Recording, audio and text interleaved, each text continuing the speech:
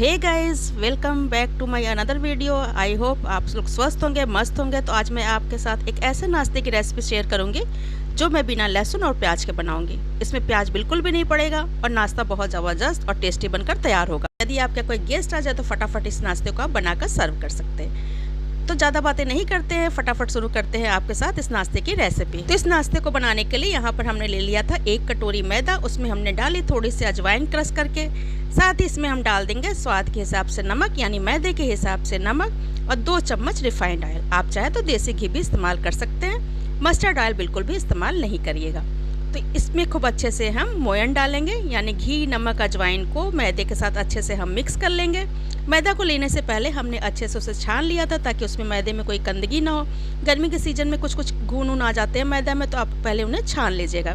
तो हमने मैदे को छान कर लिया है। मैदे में ऑयल डालकर मोयन डालने का फ़ायदा यही होता है कि नाश्ता हमारा बहुत ज़्यादा क्रिस्पी बनकर तैयार होगा। देखिए, जब हाथों में इस तरह से मैदा बंधने लगे ना, तो समझ आइए मोयन हमने जो डाला है वो बहुत अच्छा है। और यदि ये बनता नहीं है ना, तो समझ लीजिए अभी मोयन हमें और डालें, यानी घी को और ऐड करना है। तो यहाँ पे अच्छे से हमने सारी चीज़ों को मिक्स कर लिया। अब थोड़ा थोड़ा पानी डालकर हम इसे गूँथ लेंगे। थोड़ा थोड़ा पानी डालकर एक अच्छा सा डो बनाकर हम रख लेते हैं। डो हमें बहुत ज़्यादा ना तो कड़ा बनाना है, ना बहुत ज़्यादा सॉफ्ट बनाना है।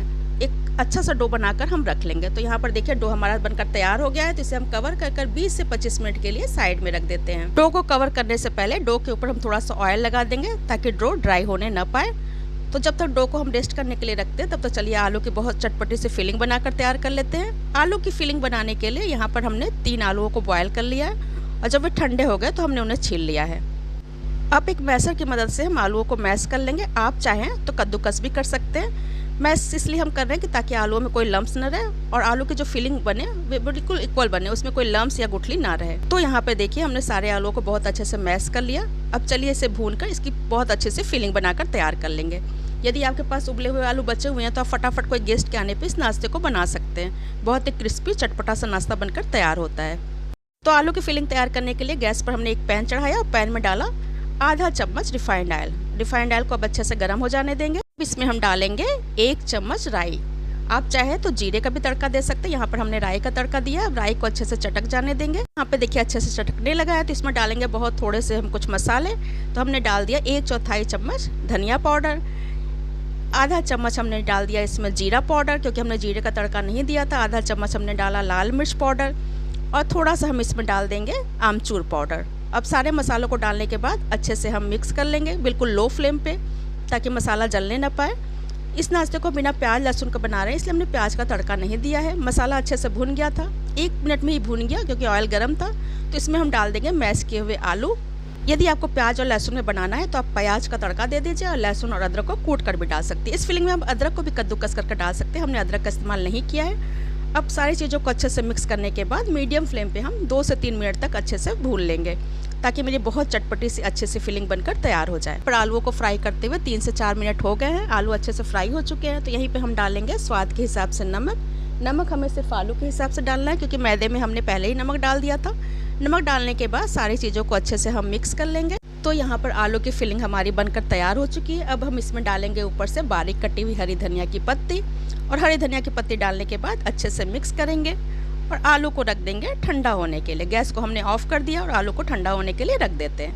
पर हमारी आलू की फिलिंग ठंडी हो गई है। चलिए मैदे को भी देख लेते हैं। तो यहाँ पे मैदे को रेस्ट करते हुए 25 मिनट हो गए हैं। एक बार फिर से इसे हम गूँथ लेंगे। ऑयल लगा कर रखा था ना, तो देखिए डो बिल्कुल ड्राई नहीं हुआ है, बिल्कुल सॉफ्ट बना हुआ है। अब हम इस मैदे में से 2 हिस्से करेंगे, और जिस तरह से हम रोटी बेलते हैं ना, वैसे हमें बेल लेना है। थोड़ा सा मैदा डस्ट कर हम रोटी जैसा इसे बेल लेंगे। तो यहाँ पे हमने लिया एक चॉपिंग बोर्ड, आप चौके का भी इस्तेमाल कर सकते हैं, और उस पर हम इस मैदे के डो का 2 हिस्सा कर लेते हैं। अब हम उसमें से एक हिस्सा लेंगे, यानी एक लोई लेंगे, और थोड़ा सा मैदा डस्ट कर इसे रोटी जैसा बड़ा सा बेल लेंगे। हमें बहुत ज़्यादा ना तो पतला बेलना है, बहुत ज़्यादा मोटा बेलना है। तो थोड़ा सा मैदे को हमने डस्ट किया और इसे लंबी सी रोटी यानी बड़ी सी रोटी बना लेते हैं। मैदे की जगह आप चाहें तो गेहूं के आटे में भी इस नाश्ते को बना सकते हैं, और यदि आपके पास बचा हुआ आटा है तो उससे भी इस नाश्ते को बना सकते हैं। कभी कभी हम नमकीन पूड़ी बनाते हैं ना, तो वह आटा बच जाता है, तो उससे भी इस नाश्ते को आप बना सकते हैं। तो यहाँ पे देखिए मेरी बड़ी सी रोटी बनकर तैयार हो गई है। देखिए हमने कितनी पतली बेली है, ना बहुत ज़्यादा पतली है ना बहुत ज़्यादा मोटी। जैसे हम रोटी बेलते हैं ना, उसी तरह से हमने बनाया है। अब इस रोटी के ऊपर रखेंगे हम आलू वाली फिलिंग। अब आलू वाली फिलिंग को हम अच्छे से रोटी के ऊपर फैला देंगे। बीच में हमने रखा आलू वाली फिलिंग। अब स्पून की सहायता से इसे लंबे में इस तरह से फैला देंगे। देखिए कुछ इस तरह से।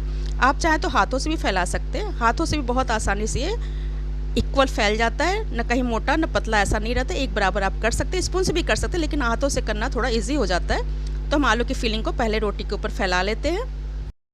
आलू की फिलिंग देखिए हमने अच्छे से फैला ली है। अब इसे हमें कवर करना है। तो एक साइड से हम कवर किए, फिर दूसरे साइड से, फिर नीचे की से थोड़ा सा कवर करेंगे और ऊपर से, ताकि जब हम इसे फ्राई करें ना तो आलू की फिलिंग बाहर ना निकलने पाए। फिर हल्का हल्का इसे प्रेस कर दीजिए। फिर देखिए हमें क्या करना है, ऐसे लंबे में लिया और इस तरह से इसे हम रोल कर देंगे। बीच से हम इस तरह से इसे फोल्ड कर देंगे और हल्का हल्का इसे हम प्रेस कर देंगे इस तरह से। देखिए जैसे राउंड सा ये हो जाए, गोल सा स्प्रिंग रोल जैसा होता है ना, वैसे हमें इसे तैयार कर लेना है। अब हम एक चाकू लेंगे, चाकू की मदद से हम इसे छोटे छोटे पीसेस में कट कर लेंगे। हल्का सा हम इस पर मैदा डस्ट कर दे रहे हैं ताकि चाकू इसके ऊपर चिपकने ना पाए और रोल आसानी से कट जाए। तो देखिए इस तरह से हमने रोल बना लिया।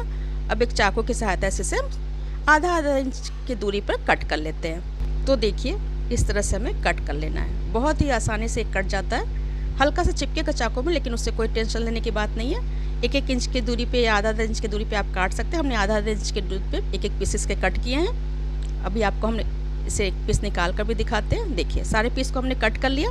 अब एक पीस को हम लेंगे और उसको हल्का सा, बहुत हल्का सा ऐसे प्रेस कर देंगे। देखिए इस तरह से। देख रहे इसमें आलू की कितनी परतें निकल के आ रही हैं, कुछ इस तरह से। इसी तरह से आपको सारे पीसेस बनाकर तैयार कर लेने हैं। तो एक एक करके हमने सारे पीसेस को हल्का हल्का प्रेस कर साइड में कर दिया है इस तरह से। अब चलिए आपको हम दूसरा रोल भी बनाकर दिखा देते हैं ताकि आपको समझ में आ जाए कि किस तरह से हमने रोल को बनाया है।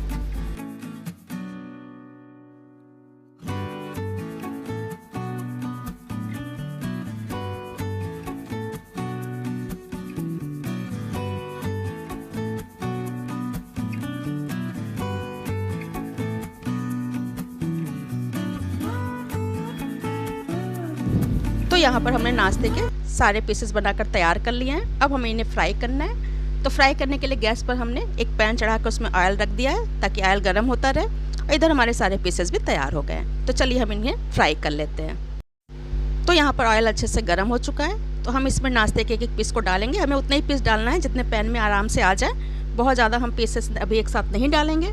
गैस का फ्लेम हमने कर दिया है मीडियम, ताकि नाश्ता जलने ना पाए और मैदा और अच्छे से पक जाए। आलू की फिलिंग तो हमने भून ली है, मैदा अच्छे से पक जाए, इसलिए मीडियम फ्लेम पे हम इन्हें फ्राई करेंगे। थोड़ा सा ऑयल हम इन पीसेस पे डालते जाएंगे ताकि ऊपर से भी अच्छे से सिक जाए। और जब एक साइड से हो गए तब हम इन्हें पलट कर दूसरे साइड से गोल्डन ब्राउन होने तक फ्राई करेंगे। हमें उलट पलट के इसे फ्राई करना। पलटते समय आप हल्के हाथों से पलटिएगा, नहीं तो आलू की जो स्टफिंग की हमने अंदर डाली है फिलिंग, वे निकल सकती है, इसलिए हल्के हाथों से आप पलट लीजिएगा। मीडियम फ्लेम पर ही इन्हें हमें गोल्डन ब्राउन होने तक फ्राई करना। तो देखिए इधर ये गोल्डन ब्राउन हो गए हैं। तो हम इन्हें एक प्लेट में निकाल लेंगे और बाकी के बचे हुए पीसेस को भी इसी तरह से फ्राई कर लेंगे।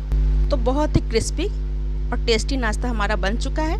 तो देखिए हमने सारे नाश्ते को एक प्लेट में निकाल लिया और बाकी के बचे हुए जो पीसेस थे उन्हें भी हमने कढ़ाई में डाल दिया। इसी तरह से हम सारे नाश्ते को फ्राई कर लेंगे। तो हमारा नाश्ता बन चुका है। बहुत ही टेस्टी नाश्ता बनकर तैयार हुआ है। आप इसे ग्रीन चटनी या टोमेटो सॉस के साथ सर्व करें, ये खाने में बहुत ज़्यादा अच्छा लगता है। इसे आम की चटनी के साथ सर्व किया, क्योंकि गर्मी का सीजन है, इस समय कैरी की चटनी बहुत ज़्यादा टेस्टी लगती है। आप टमाटर और धनिया की चटनी के साथ भी इसे सर्व कर सकते हैं। ये नाश्ता बहुत ज़्यादा कुरकुरा बनकर तैयार हुआ है। अभी हम आपको एक नाश्ते को दिखाते हैं कि देखिए कितना ज़्यादा क्रिस्पी बनकर तैयार हुआ है। देखिए एक नाश्ते को हम तोड़कर आपको दिखाते हैं। देखिए कितना ज़्यादा क्रिस्पी और कुरकुरा नाश्ता बनकर तैयार हुआ है। तो आप इस रेसिपी को ट्राई ज़रूर करिएगा। रेसिपी यदि पसंद आ जाएगी तो वीडियो को लाइक कर दीजिएगा और इसे ज़्यादा से ज़्यादा अपनी फैमिली और फ्रेंड में शेयर करिएगा।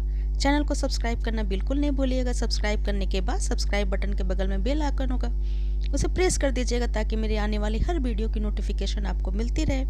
यदि आपने मेरे चैनल को पहले से सब्सक्राइब कर रखा है तो आपका धन्यवाद। तो फिर मिलते हैं नेक्स्ट वीडियो में नेक्स्ट रेसिपी के साथ। Bye bye, take care.